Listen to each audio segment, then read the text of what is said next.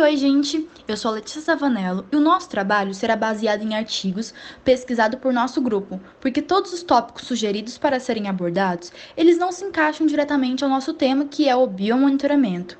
E o que é o biomonitoramento? O biomonitoramento é um processo bastante utilizado na atualidade e consiste na utilização de seres vivos, partes de seres vivos ou comunidades de seres vivos como ferramenta para mensurar a qualidade ambiental, baseando nas respostas desses às alterações do ambiente.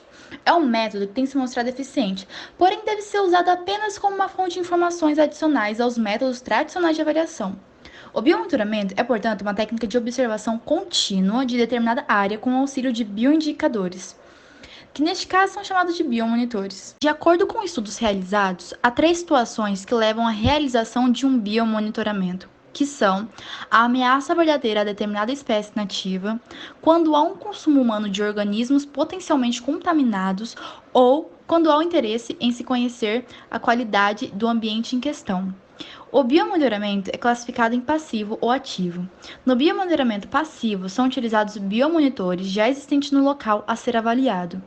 Já no biomonitoramento ativo, os biomonitores são introduzidos em condições controladas. Dessa forma, o biomonitoramento é uma ferramenta usada em uma escala de tempo e espaço bem definidos. Como podem ver, nesse slide a gente colocou imagens para evidenciar as vantagens desse método comparado aos métodos convencionais que temos por aí, que são: permite avaliação de riscos impostos por poluentes em ecossistema, permite detectar níveis crônicos ou agudos de contaminação do ar, integra fatores endógenos aos organismos que podem influenciar a resposta à poluição, integra fatores externos demonstrando efeitos sinérgicos e aditivos, amplia a área monitorada pelo seu menor custo, apresenta diferentes sensibilidades e taxas de recuperação, avaliação de degradação e recuperação ambiental. Capacidade de encontrar e armazenar substâncias em seus tecidos, as quais muitas vezes não são detectadas por meios químicos. Não há utilização de energia elétrica para exposição. Os organismos usados no estudo, os chamados biomonitores, apresentam uma relação intrínseca, que é a própria natureza, com o ambiente. Para detectar esses problemas, eles usam plantas, água, animais, entre outros fatores, como mostramos nas imagens. Galera, meu nome é Gabriela Franco e eu vou dar continuação à explicação da Letícia. Bom, as espécies usadas no biomonitoramento, as biomonitoras, são classificadas em 5, de acordo com suas capacidades. A primeira é a espécies biomonitoras sentinelas. São utilizadas apenas para indicação. Tem as espécies biomonitoras detectoras, que ocorrem naturalmente no local e respondem ao estresse de forma capaz de ser medida. Espécies biomonitoras exploradoras são espécies que reagem positivamente ao distúrbio ou agente estressor no ambiente. Espécies biomonitoras acumuladoras, que são espécies capazes de acumular substâncias nocivas, permitindo a análise da bioacumulação. E a última, que é a espécies biomonitoras bioensaios, são espécies usadas nas experimentações laboratoriais. A partir da identificação do tipo e do nível das alterações sofridas pelas espécies e do comportamento delas frente ao agente agressor, é possível construir uma metodologia de biomonitoramento em cada situação ambiental específica. Em um artigo que a gente pesquisou, ele fala do uso de algumas espécies utilizadas para testes ecotoxicológicos que servem para verificar a toxicidade de amostras industriais ou águas de rios e reservatórios. São 3 espécies e elas têm um nome um pouquinho complicado, mas eu vou tentar falar aqui para vocês. A primeira é a Desmodesmo subplicatus, a Librio fisher e Daphne magnum. Bom, vou começar pela Desmodesmo subplicatus, que é uma água verde planctônica, representante dos produtores primários dos ecossistemas de água doce. Como produtores, as algas são componentes primordial da cadeia alimentar, sendo responsável por todo o ciclo da vida. O uso desta alga como indicador de toxicidade é bastante difundido, como diversas normas orientadoras. Porém, o uso como amostras coloridas deve ser utilizado com cautela, pois a alga necessita de luminosidade para o crescimento, visto que as substâncias coloridas tendem a captar a luz ou não permitir que o organismo capte, gerando um erro de interpretação que não permite afirmar se as amostras são realmente tóxicas ou se a substância foi absorvida pelo composto que denota coloração ao efluente, fornecendo um falso positivo.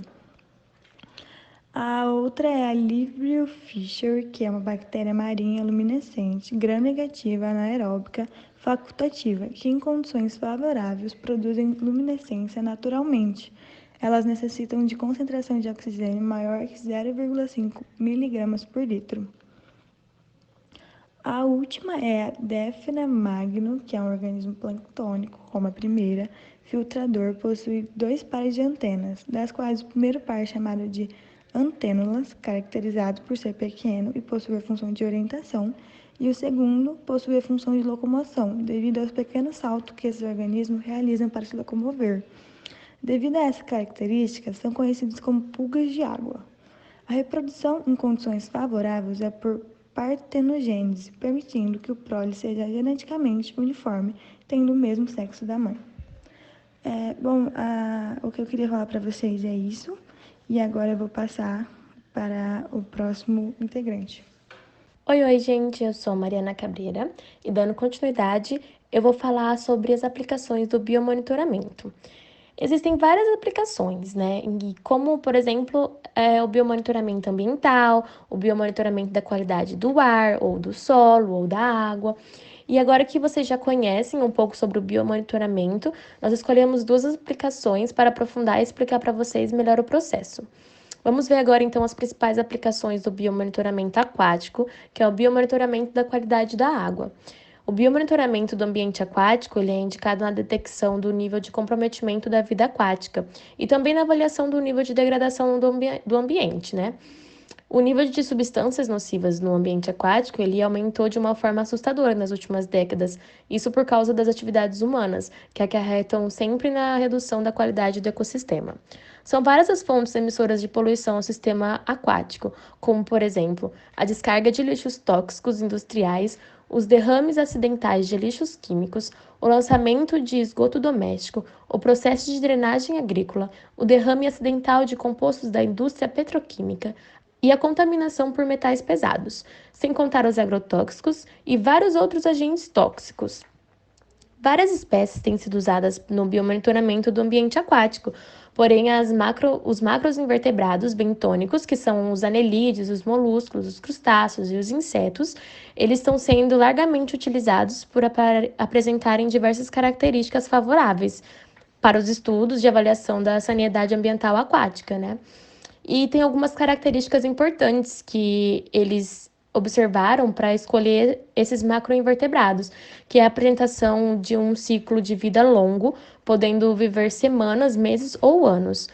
E esses organismos também são grandes, são organismos acessíveis ou de pouca mobilidade, são de fácil amostragem, são de baixo custo, são de elevada diversidade taxonômica e de fácil identificação, são organismos sensíveis a diferentes concentrações de poluentes no meio ambiente.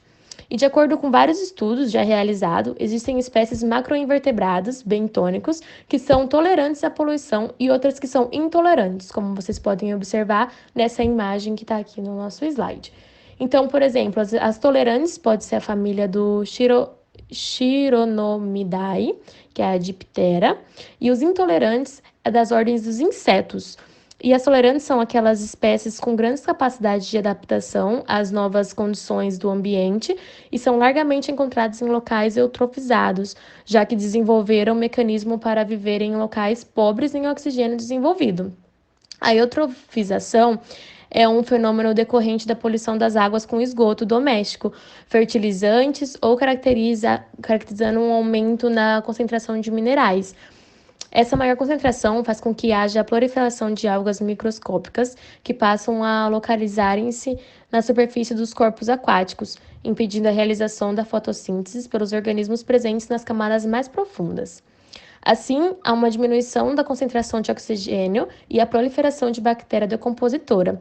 A falta de oxigênio gera a mortalidade das espécies e a decomposição passa a ser anaeróbica, causando a liberação de gases tóxicos, como o sulfúrico, que causa o cheiro forte, típico do fenômeno, né?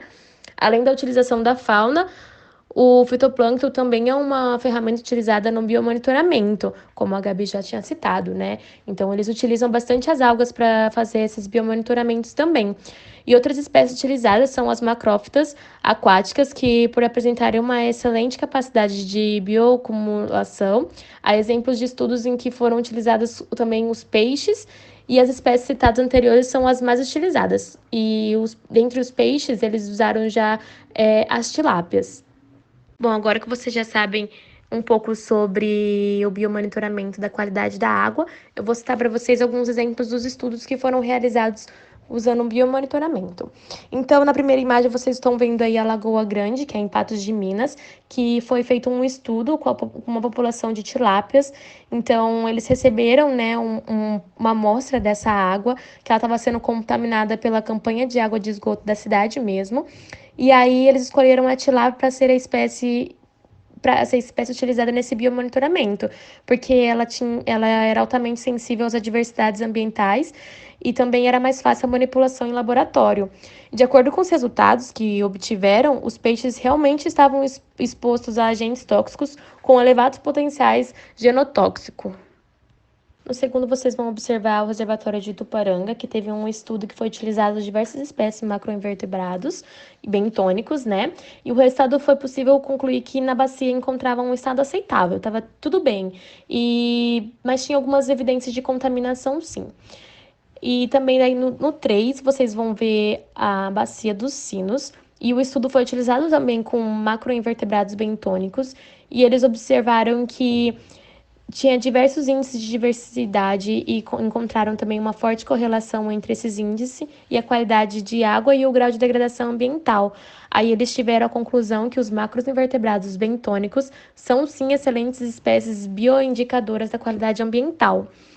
Na quarta imagem, vocês estão vendo aí, então, a Guarapuava, né, no Paraná. E o trabalho que desenvolveram, eles utilizaram peixes nesse biomonitoramento, né, para elucidar a extensão da poluição causada por efluentes de um curtume. E estava rico em cromo e chumbo, que foram descartados em ambiente aquático. E aí, após o resultado, eles obtiveram e verificaram que a ampla extensão da poluição com metais, então estava bem poluído com esses metais. Boa tarde, rapaziada. Eu sou o Thiago Carrilho e agora a gente vai falar um pouquinho sobre o biomonitoramento da qualidade do ar. Bom, o biomonitoramento do ar ele tem como objetivo mensurar os danos causados aos seres vivos pela poluição atmosférica. Muitas espécies são utilizadas no biomonitoramento atmosférico, porém as que são mais utilizadas são as plantas. E elas são divididas em dois grupos. O primeiro grupo são as plantas de acúmulo, que são plantas que apresentam capacidade de bioacumulação, ou seja, a acumulação em seus tecidos das substâncias nocivas. E o segundo grupo são as plantas de alteração, que são plantas que apresentam mutações genéticas em sua formação. As principais espécies de plantas utilizadas nos estudos de biomonitoramento da qualidade do ar são o tabaco, o choupo, a trandescatia, as gramíneas e a couve. E os principais agentes tóxicos biomonitorados por essas espécies são o ozônio troposférico, que é o O3, o dióxido de carbono, que é o CO2, o dióxido de enxofre, que é o SO2, os metais pesados, os hidrocarbonetos aromáticos, os compostos halogenados e o NO2. Bom, nesse slide temos a presença de duas fotos, que são alguns dos exemplos de biomonitoramento da qualidade do ar. A primeira foto na esquerda são as Bryophytas sphagnum, que foram utilizadas em pesquisas para avaliar a presença de metais e elementos tóxicos presentes no ar. Foram analisados os teores de metais no ar e comparados aos teores obtidos nas amostras de regiões mais próximas e mais distantes das principais indústrias metalúrgicas da região. Foi possível, assim, comprovar a eficiência da bioacumulação de metais pelas amostras de Bryophytas, podendo utilizá-las em um biomonitoramento extensivo da poluição atmosférica em regiões industriais. Já na segunda foto à direita, foi um estudo utilizando o tabaco para o biomonitoramento da poluição atmosférica no município de Uruguaiana, Rio Grande do Sul. O tabaco é o bioindicador do ozônio. O ozônio troposférico é altamente tóxico, mesmo em baixas concentrações, e as folhas de tabaco foram analisadas visualmente a presença de necrose foliares, padrão de crescimento e teor de clorofila. Esses sintomas são resultantes da interação do ozônio com alguns componentes da célula do tecido foliar. O colapso da célula e a água concentrada na vizinhança da interação, o branqueamento da clorofila dentro da célula injuriada e o colapso da estrutura foliar em torno das células danificadas. Enfim, essa é a nossa bibliografia, que tem o link do artigo que usamos como base e um link de um site de apoio, e as nossas duas questões. A primeira questão é: dentre as espécies biomonitoras, qual delas é a responsável por demonstrar de forma positiva o distúrbio ou agente estressor no ambiente? E qual espécie é capaz de responder ao estresse de uma maneira que possa ser medida? E a segunda questão: cite pelo menos 3 características importantes que explicam o uso dos macroinvertebrados bentônicos nos estudos de avaliação da sanidade ambiental aquática. Espero que vocês tenham gostado do nosso tema. Até mais!